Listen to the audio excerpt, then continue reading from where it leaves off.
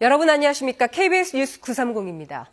김건희 특검팀이 오늘 윤석열 전 대통령에 대한 체포영장 집행에 다시 들어갑니다. 지난주 한 차례 실패한 특검팀은 이번에는 물리력까지 동원하겠다는 입장인데요. 먼저 서울구치소에 나가 있는 취재기자 연결합니다. 이형광 기자, 특검팀이 구치소에 들어갔습니까?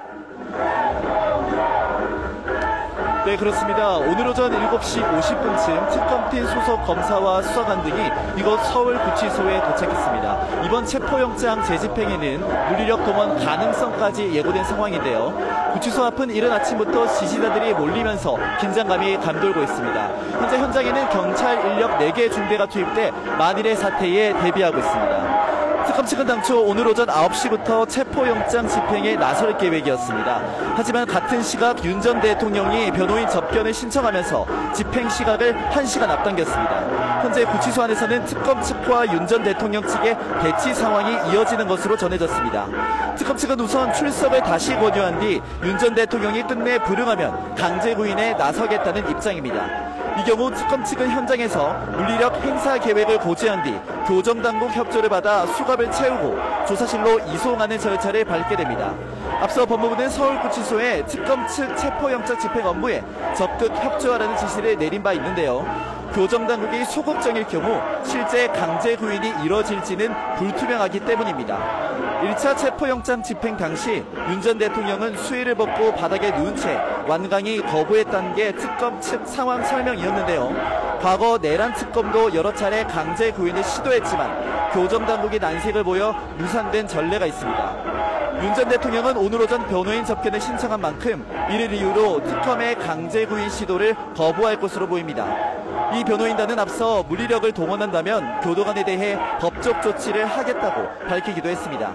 만약 이번에 체포영장 집행이 성공하면 윤 전 대통령은 호송차를 타고 광화문 특검 사무실로 이동, 지하주차장을 통해 조사실로 올라갈 전망입니다.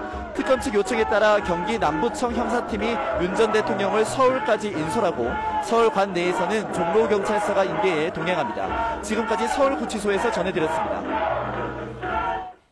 네, 윤 전 대통령에 대한 특검의 체포영장 시한은 오늘까지입니다. 특검이 앞으로 어떻게 윤 전 대통령을 수사할지 김건희 특검팀에 나가 있는 취재기자 연결합니다. 이후준 기자, 1차 시도는 실패를 했는데 오늘은 어떻게 보고 있습니까? 이번에는 체포영장을 집행하겠다는 의지가 강합니다. 김건희 특검이 체포영장 기한을 늘리는 것보단 기한 마지막 날인 오늘 재집행을 택했기 때문인데요. 특검은 수위까지 벗는 등 완강하게 저항하고 버티는 윤 전 대통령이 자발적으로 수사에 협조할 가능성 적다고 판단했습니다. 자발적 협조가 안 되는 상황에선 결국 물리력으로 끌고 오는 수밖에 없는데 전부터 특검은 물리력 사용은 법적 문제 없다고 강조했습니다.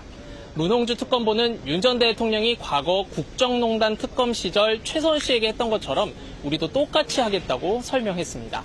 실제 체포영장 집행 여부는 구치소 교도관들의 협조에 달려 있습니다. 윤 전 대통령 측은 교도관들이 물리력을 행사하는 경우는 도주나 자해 등의 경우며 윤 전 대통령은 이에 해당 사항 없다는 입장입니다.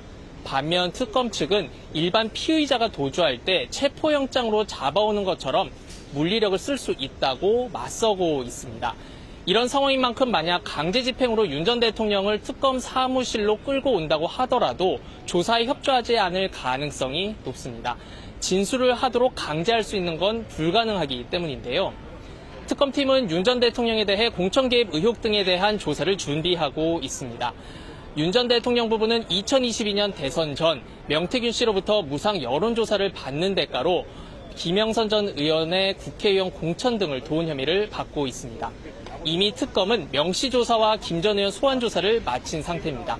또 당시 공천관리위원장이었던 윤상현 국민의힘 의원을 불러 윤 전 대통령으로부터 공천 관련 전화를 받았다는 진술을 확보하기도 했습니다. 이어 어제는 김 여사를 1차 소환해 조사했습니다. 김 여사는 공천 개입을 하지 않았다고 혐의를 부인한 것으로 전해집니다. 지금까지 김건희 특검 사무실 앞에서 KBS 뉴스 이호준입니다. 네, 이번엔 현예슬 기자와 함께 주요 내용을 짚어보도록 하겠습니다. 현 기자, 특검팀이 오늘 다시 이제 체포영장 집행을 시도하고 있는데요. 지난 1차 때는 윤 전 대통령이 완강히 거부를 했었습니다. 네, 그렇습니다. 첫 구인 시도 당시에 특검팀은 윤 전 대통령이 겉옷을 벗은 채 바닥에 누워서 이 체포를 거부했다고 설명했는데요. 네. 이 네 차례 방문해서 교도관들이 30분 간격으로 요청을 했었지만 응하지 않았다는 설명이었습니다. 이 과정에서 윤 전 대통령이 수의 탈의 여부를 놓고 논란이 굉장히 많았었는데 윤 전 대통령 측은 심장혈관과 이 자율신경계의 손상으로 인한 체온 조절 장애 우려 등 이런 건강상의 이유로 옷을 벗은 거라고 설명했습니다. 네. 지난 그 1일 첫 강제 구인 실패 이후에 특검팀은 강제 구인에 대한 의지를 표하지 않았습니까? 네, 맞습니다. 당시 김건희 특검팀은 언론 브리핑을 통해서 이 안전사고 등을 우려해 물리력 행사를 자제했고 결국 집행을 중지했다라고 설명했었는데요. 그와 동시에 특검팀은 다음에 집행할 땐 이 물리력을 동원해서라도 집행을 완료하겠다면서 이를 윤 전 대통령에게도 통보했다고 덧붙였습니다. 네. 법무부도 어제 늦은 저녁에 이를 뒷받침하는 공지를 하나 냈는데요. 정성호 장관이 서울구치소에 법과 원칙에 따라 공정한 법 집행이 이루어지도록 특검의 체포영장 집행 업무에 적극 협조할 것을 지시했다고 밝혔습니다. 네. 특검팀이 물리력을 동원해서라도 반드시 집행하겠다라고 했는데 강제 구인 과정에서 물리력을 쓸 수 있는 겁니까? 네, 일단 특검팀은 가능하다고 보고 있습니다. 특검팀은 물리력을 수반하지 않고 어떻게 이 범죄자를 잡겠냐면서 지난 2017년 최서원 씨, 그러니까 개명 전 최순실 씨 사례를 예로 들었는데요. 네. 최 씨의 경우도 체포영장을 발부받아서 강제로 구인한 적이 있다는 겁니다. 또 구속된 피의자가 출석 조서를 거부할 경우에 구속영장에 의해 강제 구인이 가능하다는 대법원 판례도 있습니다. 하지만 윤 전 대통령이 응하지 않는다면 물리력을 동원하기는 어렵다는 시각도 역시 있는데요. 윤 전 대통령 측 변호인단도 강하게 반발하면서 교도관이 이 수용자에게 강제력을 사용하는 상황이 도주나 극단 선택 그리고 위해 등 상황이 굉장히 제한적이다라고 맞섰습니다. 손만 대도 법적 조치를 예고한 만큼 충돌이 발생할 경우 논란이 불거질 우려가 있는 상황입니다. 네. 오늘 만약 집행에 성공을 하게 된다면 서울구치소 앞에서 윤 전 대통령의 모습을 볼 수 있습니까? 일단 현재 취재진이 나가 있는 서울구치소 정문에서는 어려울 걸로 보입니다. 윤 전 대통령이 나오게 된다면 호송차에 탑승한 채로 나올 예정이기 때문인데요. 하지만 이 김건희 특검 사무실에 도착하게 되면 출입구가 공개돼 있는 만큼 모습을 볼 수 있을 걸로 예상이 됩니다. 이때 취재진이 질문을 하게 될 텐데요. 다만 윤 전 대통령은 앞서 본인의 형사재판 출석이나 그리고 소환 조사 당시에 기자들 질문에는 정확한 답을 한 적은 없는 상황입니다. 네. 오늘이 체포영장 이제 만료 시일인데요. 만약 성공하지 못한다면 특검팀이 다시 한번 청구를 할 수 있겠죠? 예, 특검팀은 지난 4일 브리핑에서 체포영장 기한이 지나면 다시 발부받을 것이라고 밝혔습니다. 네. 체포영장을 집행해 조사한다는 방침에는 여전히 변함이 없다면서 안 되면 다시 발부받을 거라고 재차 강조했었는데요. 이에 따라 만약 오늘까지도 집행에 실패한다면 체포영장을 재청구할 가능성이 높아 보입니다. 네. 이번에는 김건희 여사 얘기를 좀 나눠보죠. 어제 첫 피의자 조사 상황도 좀 정리를 해볼까요? 네, 김건희 여사는 어제 오전 10시 20분쯤 출석해서 약 7시간가량 조사를 받고 귀가했습니다. 어제 조사에선 도이치모터스 주가 조작 의혹과 그리고 명태균 공천 개입 의혹, 건진법사 청탁 의혹 등 모두 5가지 의혹에 대해 이뤄진 걸로 알려져 있는데요. 김 여사는 이 진술 거부권은 행사하지 않았지만 혐의는 대체로 부인한 걸로 전해졌습니다. 특히 조사 과정에서 특검팀이 김 여사가 도이치모터스 주가 조작을 인지한 정황이 담긴 이 통화 녹음 파일을 제시했지만 김 여사는 몰랐다고 주장한 걸로 알려져 있고요. 네. 또 2022년 나토 회의에 고가의 목걸이를 착용하고 방문한 것과 관련해선 해당 목걸이가 모친에게 선물한 모조품이고 그리고 순방 때 이를 빌려서 착용했다는 취지로 주장한 걸로 전해졌습니다. 네. 김건희 여사에 대한 구속영장 청구 가능성은 어떻게 보십니까? 네, 일단 특검팀은 어제 조사 내용을 토대로 김 여사의 신병 처리 방향을 검토할 계획입니다. 다만 지금 조사 대상 혐의가 매우 방대하고 김 여사가 혐의를 부인하고 있는 상황이기 때문에 김 여사를 다시 소환해서 2차 대면 조사를 할 거란 전망이 나오고 있는데요. 이미 목걸이를 인척 주거지에 두는 등 증거를 인멸할 우려가 있다는 게 특검의 판단입니다. 때문에 빠른 시일 안에 구속영장을 청구할 가능성이 높다는 예측도 있습니다. 네. 2차 소환 일정이라든가 이런 건 나온 게 있습니까? 아직 나온 건 없습니다. 네. 말씀 잘 들었습니다. 다음 소식입니다. 애플이 미국 내에서의 제품 생산을 확대하기 위해서 140조 원을 추가로 투자하기로 했습니다. 트럼프 대통령은 반도체에 약 100%의 관세를 부과하겠다고 밝혔습니다. 뉴욕 박일중 특파원입니다. 애플이 미국 안에서 중요 부품을 생산하기 위해 대규모 투자를 하기로 했습니다. 트럼프 대통령은 애플이 올해 초 발표한 5천억 달러에 1천억 달러, 우리 돈 140조 원을 더 투자할 예정이라고 밝혔습니다. Today, Apple is announcing that it will invest $600 billion, that's with a B, in the United States over the next 4 years. That's $100 billion more than they were originally going to invest. 애플의 이런 투자는 관세를 피하기 위해서입니다. 트럼프 대통령은 올해 초 애플이 해외에 있는 아이폰 제조 기반을 미국으로 옮기지 않으면 최소 25%의 관세를 부과할 것이라고 밝힌 바 있습니다.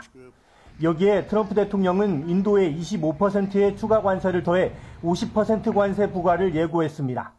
인도는 애플 제품을 미국으로 수출하는 두 번째로 큰 국가입니다. 대규모 투자 소식으로 애플 주가는 5% 이상 올랐습니다.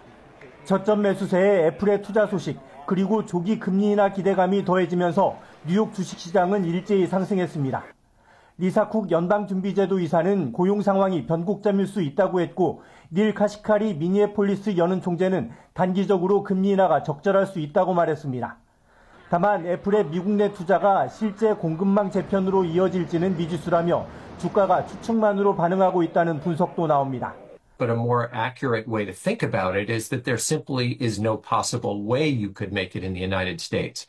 And it would take decades to create some kind of a production capability to do that. 한편 트럼프 대통령은 반도체에 대한 품목별 관세가 약 100%가 될 것이라고 밝혔습니다. 반도체는 우리나라의 대미 수출 품목 중 자동차에 이어 두 번째로 규모가 큰 제품입니다. 뉴욕에서 KBS 뉴스 박일중입니다. 국회 본회의장에서 주식 차명 거래 의혹을 받고 있는 이춘석 의원 파문이 가라앉지 않고 있습니다. 민주당은 이미 탈당한 의원을 제명 조치하면서 논란 차단에 주력했는데 국민의힘은 윤리위 제소와 고발 등으로 총공세에 나섰습니다. 오대성 기자입니다. 이춘석 의원은 논란이 불거진 그제 당일 저녁 탈당했습니다. 하지만 당내에선 이 정도로는 안 된다는 목소리가 나왔고 본인이 탈당을 했지만 탈당한다고 해서 면죄부가 되는 건 아니죠. 정청래 대표는 국민께 송구하다며 최고 수위 징계인 제명 조치를 하겠다고 밝혔습니다. 주식시장에서 장난치다가는 패가 망신한다는 걸 확실하게 보여주겠다고 선언한 이재명 대통령과 이재명 정부의 기조대로 엄정하게 당규에 따라 징계 회피 목적으로 탈당한 경우 사후에도 제명 처분을 할 수 있는데 제명되면 통상 5년 내 복당이 불가합니다. 다음 총선에서 민주당 소속으로 출마할 수 없습니다. 국민의힘은 심각한 국기문란이라며 총공세에 나섰습니다. 송원석 비대위원장은 지방 일정을 취소하고 국회에서 기자회견을 열어 개인 일탈이 아니라며 이재명 정부를 겨냥했습니다. 탈당 같은 꼬리 자르기로 덮을 수 있는 일이 아닙니다. 이재명 정권의 자본시장 윤리와 공정성 전반에 대한 심각한 의문을 제기하는 사안입니다. 국민의힘은 이 의원을 국회 윤리특위에 제소하고 자본시장법 위반 혐의 등으로 경찰에 고발했습니다. 이 의원이 분과장을 맡았던 국정기획위에 대한 전수조사를 촉구하고 특검 추진도 예고했습니다. 경찰은 이 의원 사건을 서울청 금융범죄수사대에 배당하고 수사에 착수했습니다. KBS 뉴스 오다성입니다. 이번엔 KB증권 연결해서 오늘의 주식시장 알아보겠습니다. KB증권입니다. 코스피 시장 25포인트 넘게 상승 출발했지만 오름폭을 줄이는 등 변동성을 보이고 있습니다. 코스닥은 하락 반전하는 등 혼조세입니다. 이 시각 현재 코스피는 17.38포인트 상승한 3215.52에 코스닥은 0.63포인트 오른 804.12에 거래되고 있습니다. 금리 인하 기대를 높인 연준 인사들의 발언과 애플 등 기술주 강세 등에 미국 3대 지수는 상승했습니다. 코스피 시장에서 개인은 순매수를, 외국인과 기관은 팔고 있습니다. 삼성전자는 애플과의 대형 수주 계약 소식에 상승하는 등 반도체 관련주 강세를, SK하이닉스는 약세입니다. APL 신고가를 경신하는 등 화장품주 흐름 좋고 하이브와 카카오는 호실적의 강세입니다. 반면 한진칼과 OCI 홀딩스, LNF 하락 중입니다. 코스닥 시장에서는 오늘 상장한 IT캠 급등을, 네이처셀은 급락 중입니다. 이 시각 현재 달러화에 대한 원화 환율은 1387원 30전에 거래되고 있습니다. 지금까지 KB증권이었습니다.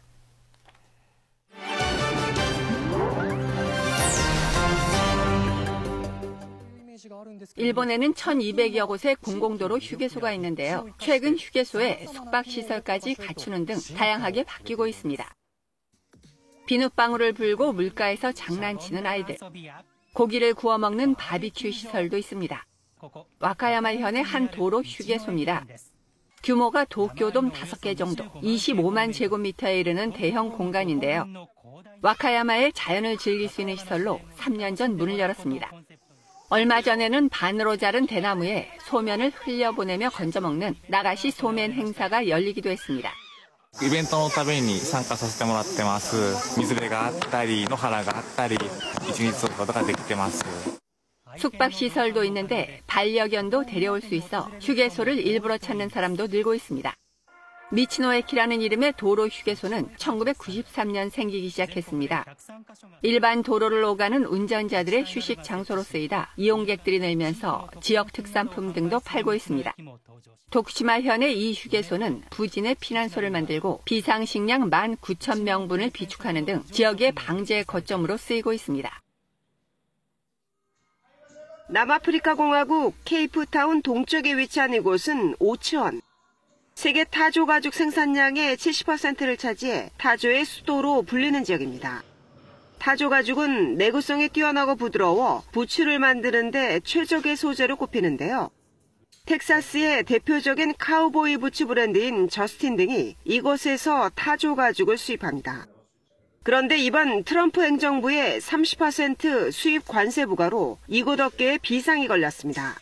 We know it's going to have an impact. We just don't know how bad the impact will be, but positive it wouldn't be. And we are looking at this stage we're just taking 이곳 타조 가죽은 미국에서 평방미터당 $20에 팔립니다. 일단은 관세 부과 전 서둘러 수출 물량을 늘렸지만 임시 방편입니다. So we agreed with the importers to produce more than normally and get it out. 타조 농장 업주들은 단기적으로는 해고 계획이 없지만 관세를 전액 부담하게 된다면 사업 축소는 불가피하다고 보고 있습니다. 휴가철마다 스위스를 거쳐 남부 유럽으로 향하는 차량이 급증하면서 스위스 정부가 단순 통과 차량에 대한 추가 요금 도입을 추진 중입니다. 스위스 남부 알프스 지역의 고트하르트 터널. 휴가철이면 차들이 길게 늘어섭니다. 기다림에 짜증이 나는 건 운전자들만이 아닙니다. 인근 주민들도 교통체증과 소음, 환경피해에 시달린다며 불편을 호소하고 있습니다. 스위스 정부가 그래서 이동요금제 도입을 추진 중입니다. 도로를 많이 이용하거나 혼잡 시간대를 지나는 차량에 요금을 더 부과하겠다는 겁니다. Wenn es hohes Verkehrsaufkommen gibt, fallen höhere Kosten an. Wenn es wenig Verkehrsaufkommen gibt, fallen tiefere Kosten an. Und so versuchen wir einfach eine bessere Auslastung der Straßeninfrastruktur. 12시간 미만 체류 차량에 통행료를 추가로 부과하는 방안도 검토되고 있습니다. Es ist okay, einen Extrabetrag zu zahlen. Wir haben auch Gebühren in Belgien. 다만 EU와의 이동 자유협정, 인접국과의 통행 협약도 고려해야 해 실제 도입까지는 시간이 더 걸릴 것으로 보입니다. 중국에선 반려동물 시장이 커지면서 AI 기술이 적용된 용품 시장도 크게 늘고 있습니다. 광둥성에 사는 가오 씨는 반려묘 4마리를 키우고 있습니다. AI 기능으로 고양이의 배변을 감지한 뒤 처리하는 고양이 자동 배변 처리기를 얼마 전 구매했는데 크게 만족하고 있습니다. 这个是换到了第2代了，它可以自动清沙，猫进去拉的时候，它马上能够显示体重，在你的这个 APP 上面，每只猫都会有标记，它能识别。 이 기기에는 AI와 로봇 공학이 결합되어 있는데요. 고양이 개체 식별과 배변 상태 감지, 그리고 건강 이상 신호 분석까지 해냅니다. 앱과 연동돼 반려동물의 식사량을 조절할 수 있는 인공지능 기반의 자동 식수기와 급식기, 10분이면 몸을 말려주는 강아지 전용 살균 드라이기는 없어서 못 팔 정도입니다. 중국의 반려동물 시장 규모는 올해 8,114억 yuan, 한화 157조 원으로 추산되는데 이 중 AI 인식 기능을 갖춘 제품의 수요와 공급이 크게 늘고 있습니다. KBS 월드뉴스입니다. 어젯밤 서울 마포구에서 30대 남성이 지인에게 흉기를 휘둘러 한 명이 숨졌습니다. 부산에서는 달리던 승용차에서 불이 났습니다. 밤사이 사건 사고, 윤아림 기자의 보도입니다. 음식점에서 나온 한 30대 남성이 다른 남성을 밀치더니 가격합니다. 가격당한 남성은 반대편 도로로 달아납니다. 뒤쫓는 남성의 손에는 흉기가 들려 있습니다. 여기 앞쪽에서 대치를 하고 계셨어요. 처음에 저도 깜짝 놀랐어요. 사건이 발생한 건 어젯밤 11시쯤. 서울 마포구에서 30대 남성 A씨가 같이 술을 마시던 지인에게 흉기를 휘둘렀습니다. 피해자에게 흉기를 휘두른 남성은 도주하다 인근에서 경찰에 붙잡혔습니다. 피해 남성은 병원으로 옮겨졌지만 끝내 숨졌습니다. 경찰은 A씨를 상대로 정확한 사건 경위를 조사하고 있습니다. 터널 안에서 경보음이 울리고 연기가 차량 앞유리를 뒤덮었습니다. 어젯밤 8시 20분쯤 부산 만덕터널을 달리던 승용차에서 불이 났습니다. 그래서 앞에 하나도 안 보이고 차선도 안 보이고 그냥 차 깜빡이만 앞에 의지하고 나오는 정도? 불은 15분 만에 꺼졌으며 다행히 인명피해는 발생하지 않았습니다. 경찰은 승용차 엔진룸 부근에서 불이 시작된 것으로 보고 정확한 화재 경위를 조사 중입니다. KBS 뉴스 윤아림입니다. 또다시 재해 사고가 발생한 포스코 ENC에 대해서 이재명 대통령이 초강수를 꺼내들었습니다. 포스코 ENC의 건설 면허 취소와 공공 입찰 금지 등 가능한 모든 방안을 검토하라고 지시했습니다. 방준원 기자의 보도입니다. 일터의 죽음을 막기 위해 특단의 조치를 세우라고 여러 차례 강조한 이재명 대통령. 그럼에도 산업 현장에서의 사망 사고가 잇따르자 지난달 국무회의에선 포스코 ENC를 직접 거론하며 공개 질타했습니다. 일하러 갔다가 이게 있을 수 있는 일입니까? 살자고 돈 벌자고 간 직장이 전쟁터가 된 거 아닙니까? 예상할 수 있는 일인데도 반복적으로 사고가 나는 건 죽음을 용인하는 일이라며 강도 높게 비판했습니다. 아주 심하게 얘기하면 법률적 용어로 미필적 고의에 의한 살인 아닙니까? 그런데 지난 4일 같은 회사가 시공을 맡은 공사 현장에서 또 인명사고가 발생했습니다. 휴가 중이던 이 대통령은 대변인을 통해 긴급 지시사항을 전했습니다. 이 대통령은 건설면허 취소와 공공입찰 금지 등 법률상 가능한 방안을 모두 찾아서 보고해달라고 지시했습니다. 매뉴얼 준수 여부 등을 철저히 확인하고 예방 가능한 사고는 아니었는지 면밀히 조사하라고 지시하셨습니다. 이와 함께 이러한 산업재해가 반복되지 않도록 징벌적 배상제 등 가능한 추가 제재 방안도 검토하라고 주문했습니다. 포스코 ENC에서는 올해 들어서만 중대재해 사망사고가 4차례 발생했습니다. 정희민 대표이사 사장은 반복된 사고의 책임을 통감한다며 지난 5일 사의를 표명했습니다. KBS 뉴스 방준원입니다. 손흥민이 미국 프로축구 LAFC에 공식 입단했습니다. 우리 시각 오늘 오전 6시 미국 LA의 BMO 스타디움에서 공식 입단식을 가진 손흥민은 우승을 하기 위해 LAFC에 왔고 LAFC의 전설로 남겠다며 입단 소감을 밝혔습니다. 계약 기간은 2027년까지로 연장 옵션이 발동될 경우 2029년 6월까지 LAFC의 유니폼을 입을 수 있습니다. 등번호는 토트넘에 이어서 팀의 에이스를 상징하는 7번을 달게 됐습니다. 김건희 특검팀이 약 2시간 전에 윤석열 전 대통령에 대한 체포영장 집행을 위해서 서울구치소에 들어갔습니다. 지난주 한 차례 실패한 특검팀은 이번에는 물리력까지 동원하겠다는 입장인데요. 먼저 서울구치소에 나가 있는 취재기자를 연결해 보도록 하겠습니다. 이영광 기자, 지금 상황은 어떻습니까? 네, 오늘 오전 7시 50분쯤 수사관들이 이곳 서울구치소에 도착했는데 방금 전 집행이 중단됐습니다. 특검 측은 물리력 행사를 동원하는 방법으로 체포영장을 집행했지만 피해자가 완강한 법으로 부상 등의 우려가 있다는 현장 의견을 받아들여 9시 40분에 집행을 중단했다고 밝혔습니다. 특검대 관계자들은 곧 서울구치소에서 철수할 것으로 보입니다. 특검 측은 당초 1차 집행 때처럼 오늘 오전 9시부터 체포영장 집행에 나설 계획이었습니다. 하지만 같은 시각 윤 전 대통령이 변호인 접견을 신청하면서 집행 시간을 1시간 앞당겼습니다. 구치소 안에서는 특검 측과 윤 전 대통령 측의 대치 상황이 장시간 이어진 것으로 전해졌습니다. 앞서